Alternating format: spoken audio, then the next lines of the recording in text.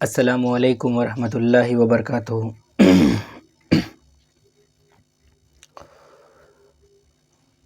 ہم لوگوں نے 70 سوال پڑھ لیے تھے۔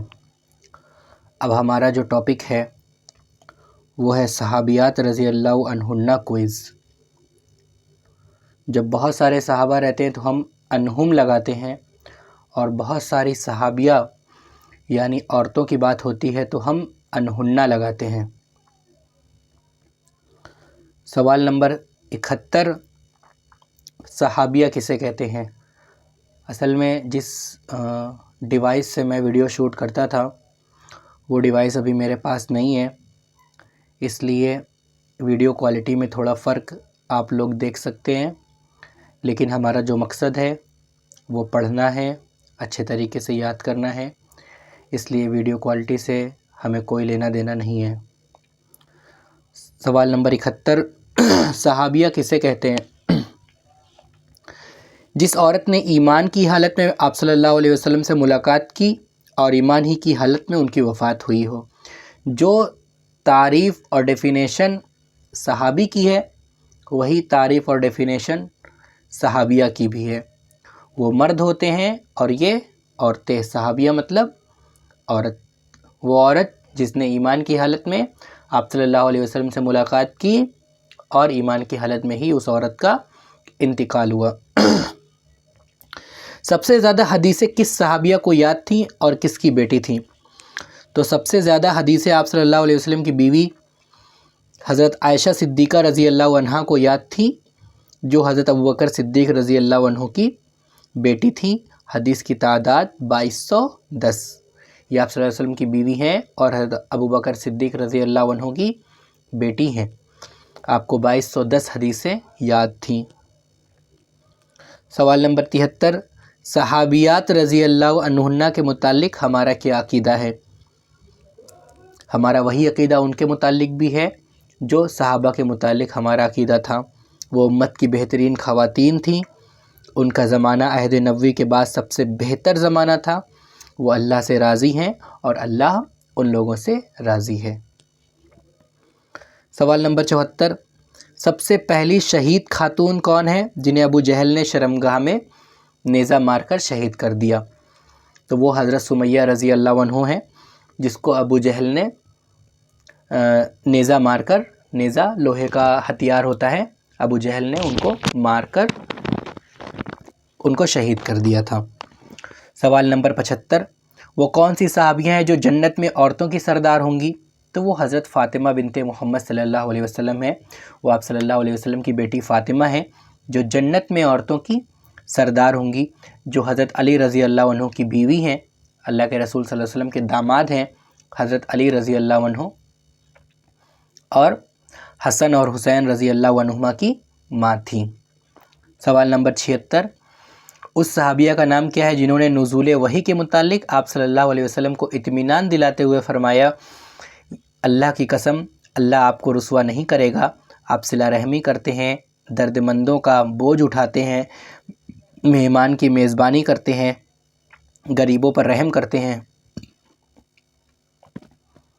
اس سوال کا مطلب یہ ہے کہ جب آپ صلی اللہ علیہ وسلم کو غار حرا میں نبوت ملی، جبرائیل علیہ السلام آپ صلی اللہ علیہ وسلم کے پاس آئے اور آپ کے سینے کو دبایا اور کہا اقرا، تو آپ صلی اللہ علیہ وسلم نے کہا کہ مجھے پڑھنا نہیں آتا، اقرا مطلب پڑھو، تو آپ صلی اللہ علیہ وسلم نے فرمایا ما انا بقاری، مجھے پڑھنا نہیں آتا۔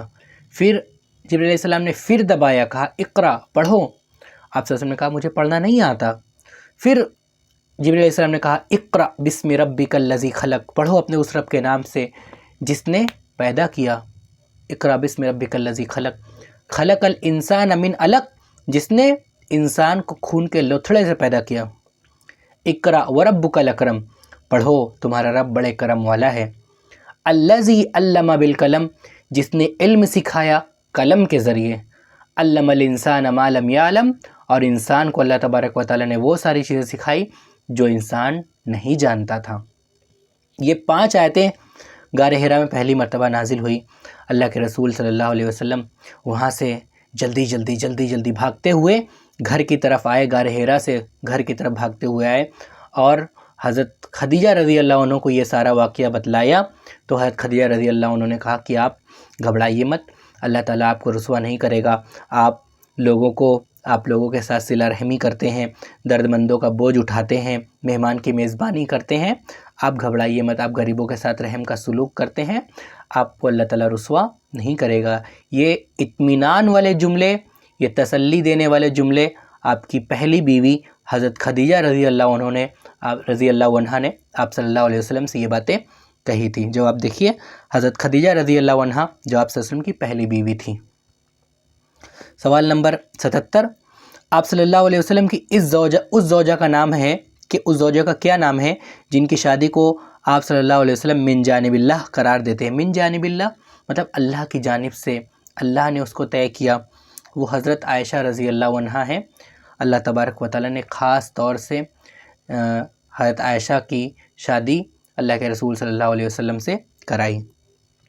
سوال نمبر 78، وہ کون سی پہلی صحابیہ ہیں جن کا حق مہر اسلام قرار پایا اور ان کے بطن سے 10 بچے پیدا ہوئے اور سبھی حافظ قرآن بنے؟ یہ حضرت سیدہ ام سلیم رضی اللہ عنہا ہیں کہ ان کا حق مہر ان کے اسلام ہی کو بنا دیا گیا، ان کا اسلام ہی ان کا حق مہر ہو گیا اور ان کے بطن سے 10 بچے پیدا ہوئے اور سب کے سب قرآن کے حافظ ہوئے۔ حضرت سیدہ ام سلیم رضی اللہ عنہ یہ صحابیہ ہیں۔ سوال نمبر 79، ازواج مطہرات آپ صلی اللہ علیہ وسلم کی بیویاں کتنی اور کون کون تھیں؟ ازواج مطہرات مطلب آپ صلی اللہ علیہ وسلم کی بیویاں کل 11 ہیں۔ حضرت خدیجہ بنت خویلد رضی اللہ عنہ، حضرت سودا بنت زمعہ رضی اللہ عنہ، حضرت عائشہ بنت ابی بکر رضی اللہ عنہ، حضرت حفصہ بنت عمر رضی اللہ عنہ، دیکھیے یہ حضرت عمر فاروق رضی اللہ عنہ کی بیٹی ہیں، حضرت زینب بنت خزیمہ رضی اللہ عنہ، حضرت ام سلمہ بنت ابو امیہ رضی اللہ عنہ، حضرت زینب بنت جحش رضی اللہ عنہ۔ 2 زینب آپ صلی اللہ علیہ وسلم کی بیوی میں 2 بیویاں زینب نام کی تھیں۔ حضرت جویریہ بنت حارث رضی اللہ عنہ، حضرت ام حبیبہ بنت ابی سفیان رضی اللہ عنہ، حضرت صفیہ بنت حی رضی اللہ عنہ اور حضرت میمونہ بنت حارث رضی اللہ عنہ۔ آپ صلی اللہ علیہ وسلم کی 11 بیویاں تھیں۔ سوال نمبر 80، صحابیات رضی اللہ عنہن کا زمانہ کب ختم ہوا اور سب سے آخری صحابیہ کون تھی؟ تو صحابیات کا زمانہ 90 ہجری میں ختم ہوا اور آخری صحابیہ حضرت ام خالد بنت خالد رضی اللہ عنہ تھی۔ غزوات و سرایا غزوات اور سرایا یہ کیا ہے؟ سوال نمبر 81، غزوہ کسے کہتے ہیں؟ وہ جنگ جس میں خود آپ صلی اللہ علیہ وسلم شریک ہوئے ہوں۔ آپ صلی اللہ علیہ وسلم اگر جنگ میں فوج کے ساتھ خود جاتے تھے، خود بھی اس میں رہتے تھے تو وہ ہوتا تھا غزوہ، اس کو کیا کہتے ہیں؟ غزوہ۔ اور اسی کا پلورل، اسی کا جمع آتا ہے غزوات۔ اور سریہ کسے کہتے ہیں؟ آپ صلی اللہ علیہ وسلم اگر خود شریک نہیں ہوتے تھے، خود اس فوج میں نہیں جاتے تھے، بلکہ کوئی فوجی دستہ، کوئی جنگی ٹکڑا آپ صلی اللہ علیہ وسلم بھیجتے تھے لڑائی کے لیے جنگ کے میدان میں، لیکن آپ صلی اللہ علیہ وسلم خود نہیں جاتے تھے اس میں، تو اس کو کہتے ہیں سریہ۔ اس کی جمع، اس کا پلورل کیا ہے؟ سرایا۔ تو غزوات وہ جنگ، وہ فوجی دستہ جس میں آپ صلی اللہ علیہ وسلم خود بھی موجود رہتے تھے، اور سرایا وہ فوجی دستہ جس میں آپ صلی اللہ علیہ وسلم خود نہیں جاتے تھے، بلکہ کچھ لوگوں کو، فوج کو، اسلامی فوج کو بھیجتے تھے۔ سوال نمبر 83، غزوہ بدر کب پیش آیا اور اس کا نتیجہ کیا ہوا؟ غزوہ بدر رمضان 2 ہجری میں پیش آیا اور اس میں مسلمانوں کو فتح نصیب ہوئی۔ رمضان کا مہینہ تھا، 2 ہجری، آپ صلی اللہ علیہ وسلم ہجرت کر کے مدینہ گئے تھے، اس کے دوسرے سال یہ جنگ پیش آئی۔ اس میں مسلمانوں کی تعداد، مسلمانوں کے لوگوں کی تعداد 313 تھی اور کافر 1000 سے زیادہ تھے، ٹھیک ہے، 1000 تھے اور مسلمان 313 تھے، پھر بھی مسلمانوں نے یہ جنگ جیت لی تھی اپنے حوصلوں سے، اپنے ایمان کی طاقت سے، اپنے ایمان کی قوت سے مسلمانوں نے یہ جنگ جیت لی تھی۔ غزوہ احد کب پیش آیا اور اس کا نتیجہ کیا ہوا؟ غزوہ احد 3 ہجری میں پیش آیا اور اس میں مسلمانوں کو شکست ملی، اس میں مسلمان ہار گئے۔ اللہ کے رسول صلی اللہ علیہ وسلم کے کسی فرمان میں کچھ غلط فہمی کی وجہ سے لوگوں میں کچھ کنفیوژن ہو گئی تھی، اس لیے وہ جنگ مسلمان ہار گئے تھے۔ اس کی ڈیٹیل دیکھنا ہوگا تو آپ غزوہ احد کے بارے میں پڑھیں گے تو آپ کو معلوم چل جائے گا۔ سوال نمبر 85، ابو جہل کا قتل کس جنگ میں ہوا اور قتل کرنے والے کون تھے؟ ابو جہل جس نے حضرت سمیہ رضی اللہ عنہ کو مار دیا تھا، ان کو شہید کیا، اس ابو جہل کا قتل جنگ بدر میں ہوا۔ جنگ بدر میں ابو جہل کو بھی مار دیا گیا اور دو نوجوان لوگوں نے حضرت معاذ بن عمرو رضی اللہ عنہ اور معوذ بن افرا رضی اللہ عنہ نے اس کو مارا تھا۔ ان دونوں نے مل کر ایک چال چل کر کے ان دونوں نے مل کر غزوہ بدر کے اندر ابو جہل کو مار گرایا۔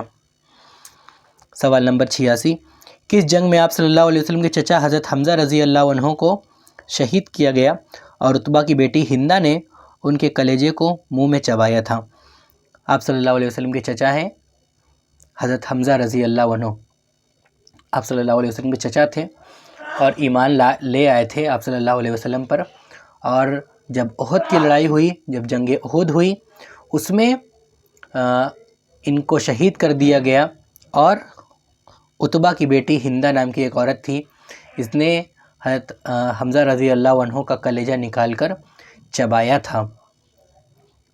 تو یہ جنگ احد تھی، جنگ احد کے اندر یہ کام کیا گیا تھا۔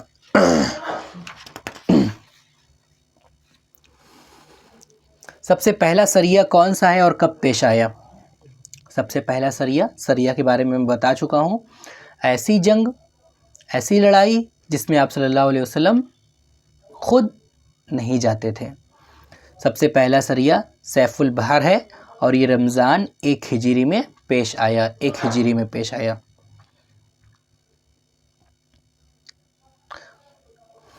سب سے پہلا غزوہ کون سا ہے اور کب پیش آیا؟ جواب، سب سے پہلا غزوہ ابوا ہے، غزوہ ابوا، اور یہ صفر المظفر 2 ہجری میں پیش آیا، مطلب رمضان کے بدر سے بھی پہلے۔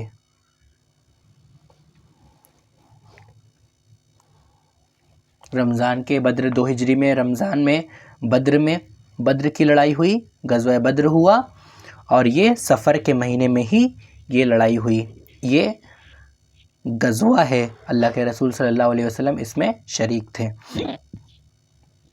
سوال نمبر 89، مسلمانوں پر جنگ کی فرضیت کب نازل ہوئی؟ کب؟ آج سے پہلے مسلمانوں کے اوپر جنگ کرنا فرض نہیں تھا، لیکن جب شعبان کا مہینہ آیا تو مسلمانوں کے اوپر جنگ کرنا فرض کر دیا گیا۔ سن 2 ہجری میں جہاد فرض کر دیا گیا شعبان کے مہینے میں، اور رمضان میں غزوہ بدر پیش آیا۔ مسلمانوں کی تعداد 313 ہونے کے باوجود مسلمانوں نے وہ جنگ جیتی، مسلمانوں نے اس میں فتح حاصل کی۔ سوال نمبر 90، کس جنگ میں عبداللہ بن ابی رئیس المنافقین مسلمانوں سے دھوکہ کرتے ہوئے 300 افراد کو لے کر واپس چلا گیا تھا؟ یہ منافق رئیس المنافقین مطلب منافقوں کا سردار۔ منافق ایسے لوگوں کو کہتے ہیں جو دیکھنے میں، جو آپ کے ساتھ رہیں گے تو کہیں گے کہ ہم مسلمان ہیں، مسلمان ہونے کا دعویٰ کرتے ہیں، لیکن ان کے دل کے اندر ایمان نہیں ہوتا۔ وہ دل میں سوچتے ہیں کہ ہم مسلمان کو دھوکہ دینے کے لیے اسلام قبول کیے ہیں، لیکن وہ کسی دوسرے مذہب کو مانتے ہیں، کسی دوسرے دھرم کو وہ لوگ فالو کرتے ہیں۔ تو ایسے آدمی کو ہم کیا کہتے ہیں؟ منافق۔ مطلب پہلے تو وہ جب اپنے لوگوں کے ساتھ رہتا تھا تو کہتا تھا کہ ہم تم لوگوں کے ساتھ ہیں، کافروں کے ساتھ جاتا تھا تو کافروں سے کہتا تھا ہم تم لوگوں کے ساتھ ہیں، اور جب مسلمانوں کے پاس آتا تھا مسلمانوں سے کہتا تھا کہ ہم تم لوگوں کے ساتھ ہیں۔ تو ایسا آدمی کیا ہوتا ہے؟ منافق۔ اور ایسے آدمیوں کا لیڈر کون تھا؟ رئیس المنافقین۔ منافق کی جمع منافقین، رئیس المنافقین مطلب منافقوں کا سردار۔ منافقوں کا سردار کون ہے؟ عبداللہ بن ابی۔ عبداللہ بن ابی اس کا نام ہے۔ اور ایک جنگ کے موقع پر، لڑائی کے ایک دم عین موقع پر، میدان جنگ میں سے اس نے اپنے 300 لوگوں کو لے کر بیچ میدان میں سے یہ دھوکہ دے کر بھاگ گیا تھا، اور وہ جنگ احد ہی تھی، وہ جنگ احد میں ہی دھوکہ دے کر بھاگا تھا۔ تو اس سوال کے ساتھ ہمارا 90 سوال مکمل ہو گیا، 10 سوال باقی ہیں، انشاءاللہ اس کو بھی ہم لوگ بہت جلد پڑھ لیں گے اور یاد کر لیں گے۔ انشاءاللہ امتحان اپنے وقت پر ہوگا اور بہت اچھے انداز کے ساتھ کیا جائے گا۔ آپ لوگ اچھے سے تیاری کیجئے۔ رول نمبر گروپ میں بھیجا جا چکا ہے۔ آپ لوگ پورا ویڈیو دیکھا کریے، اچھے سے اس کو سمجھنے کی کوشش کیا کریے۔ اگر کوئی بھی سوال آپ لوگوں کو نہ سمجھ آئے، کوئی بھی کویشچن ایسا ہو کہ جو آپ لوگوں کو لگتا ہے کہ نہیں ہمیں نہیں سمجھ آ رہا، یا یاد نہیں ہو پا رہا، یا ایسا لگتا ہے کہ ہم کچھ غلط پڑھ رہے ہیں، یا کوئی بھی ایسا اردو کا لفظ جس کا مطلب آپ کو پتہ نہیں ہے، جس کی میننگ آپ کو نہیں پتہ، تو بہت ممکن ہے، بہت زیادہ اس بات کا امکان ہے کہ آپ اس لفظ کو غلط پڑھ بھی رہے ہیں۔ جب آپ کو اس کا مطلب نہیں پتہ تو بہت زیادہ امکان اس بات کا بھی ہے کہ آپ اس لفظ کو غلط پڑھتے بھی ہوں گے، کیونکہ زیر زبر نہیں لگا رہتا، اس میں ماترا تو ہوتی نہیں ہے۔ تو آپ اس لفظ کا مطلب جان لیجئے کہ کیا ہو رہا ہے۔ اگر آپ کو مطلب نہیں پتہ تو کسی سے مطلب پوچھ لیجئے، کسی سے کیا، آپ گروپ میں پوچھئے، آپ گروپ میں آپ پرسنل پر اس کتاب کا، جہاں پر وہ کتاب میں لکھا ہوا ہے اس پر اس کا فوٹو کھینچ کر کے بھیجئے، میں اس کو بتاؤں گا کہ وہ کیا لکھا ہے۔ اسی لیے میں ویڈیو لیکچر لیتا ہوں، ویڈیو میں پڑھاتا ہوں، تاکہ کوئی لفظ ایسا آیا جو بچوں کو نہ معلوم ہو، جو ان کے سمجھ میں نہیں آ رہا ہو، تو وہ ورڈ بھی وہ صحیح پڑھیں اور اس کا مطلب بھی ان کو یاد ہو جائے۔ آخر میں اللہ رب العالمین سے دعا کرتا ہوں کہ اللہ رب العالمین ہم تمام لوگوں کو اچھے نمبرات کے ساتھ اس امتحان میں کامیابی عطا فرمائے۔ والسلام علیکم ورحمۃ اللہ وبرکاتہ۔